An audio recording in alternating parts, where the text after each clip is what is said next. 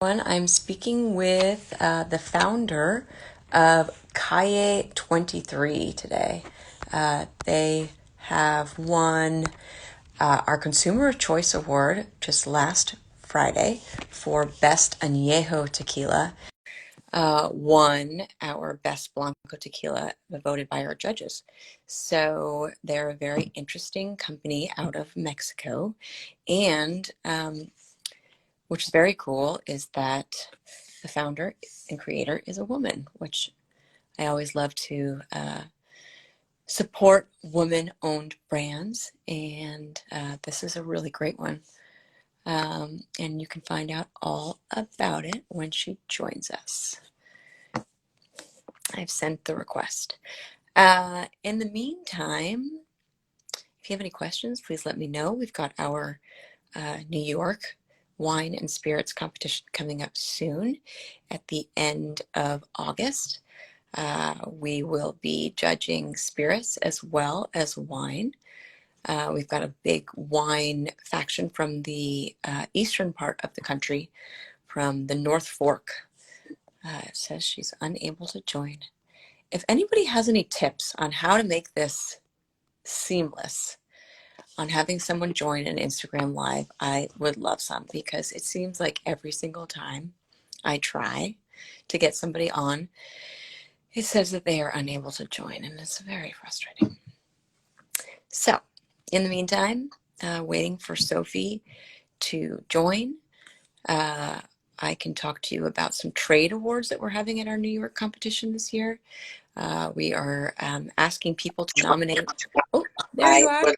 Because it seems like every single time I try to get somebody on. Let yourself.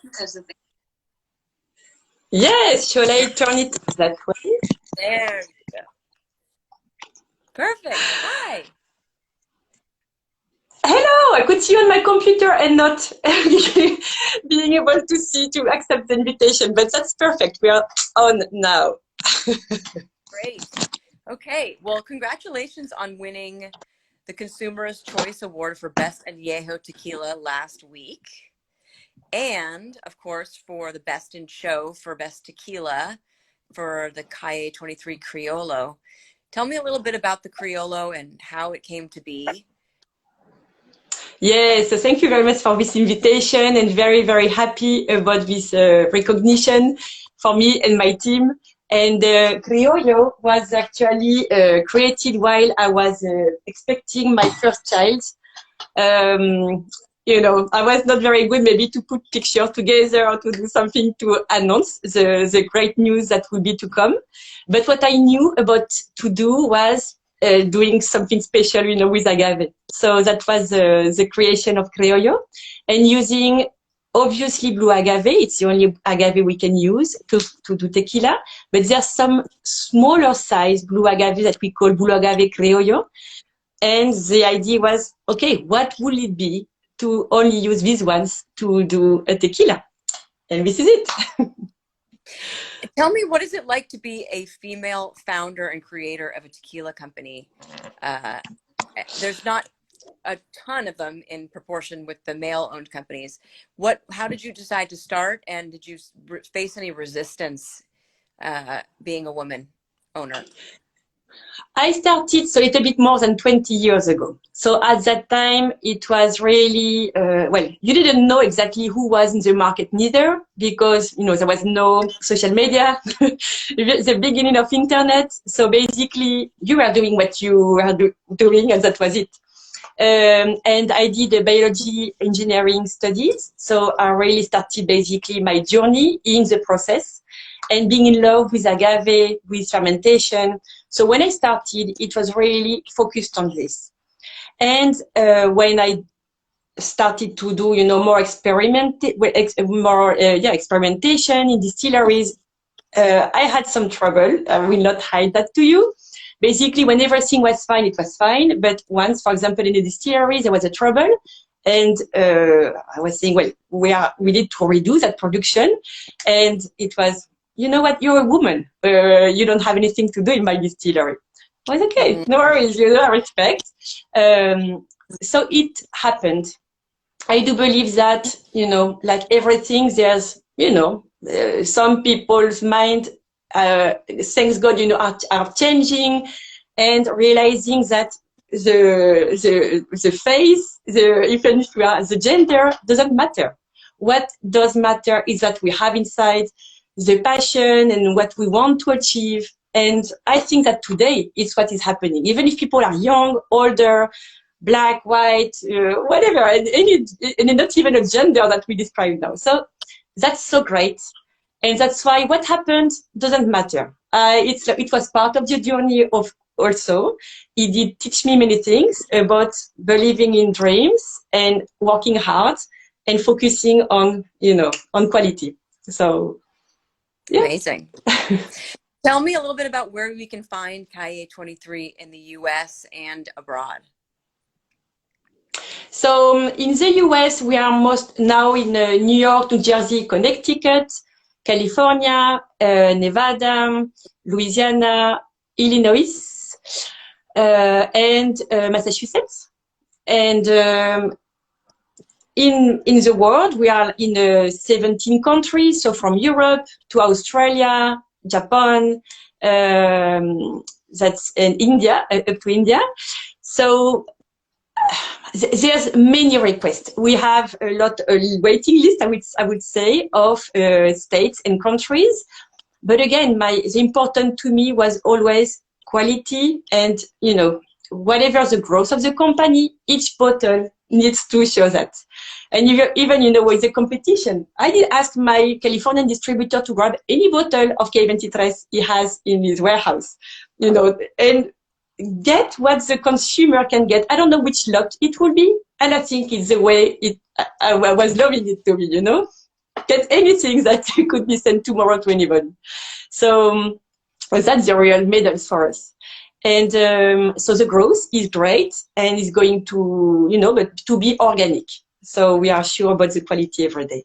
Amazing. So what countries outside of the US are the biggest lovers of tequila?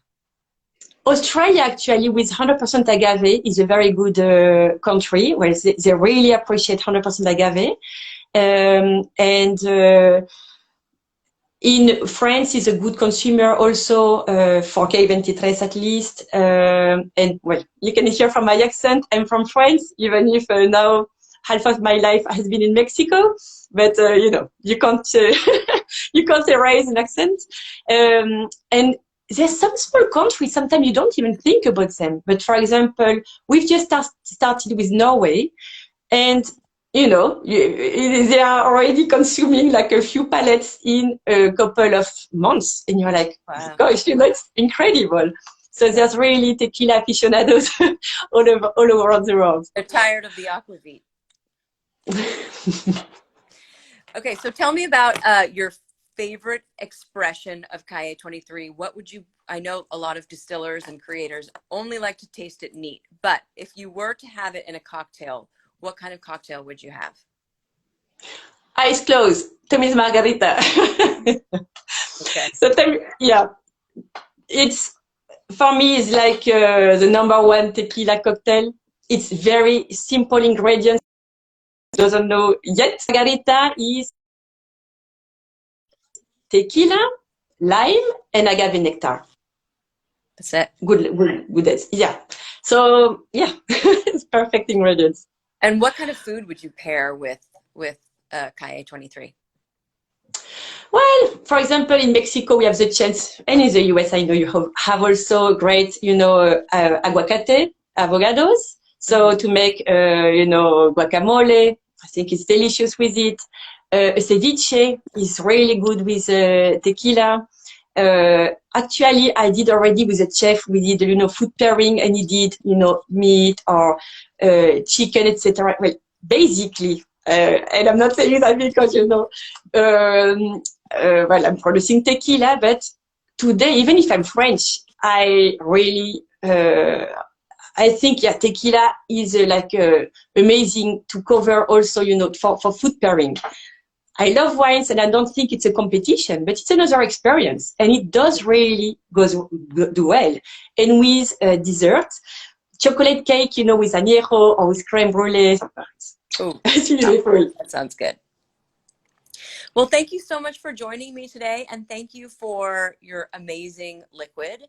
And congratulations on all your amazing success and your awards with San Francisco.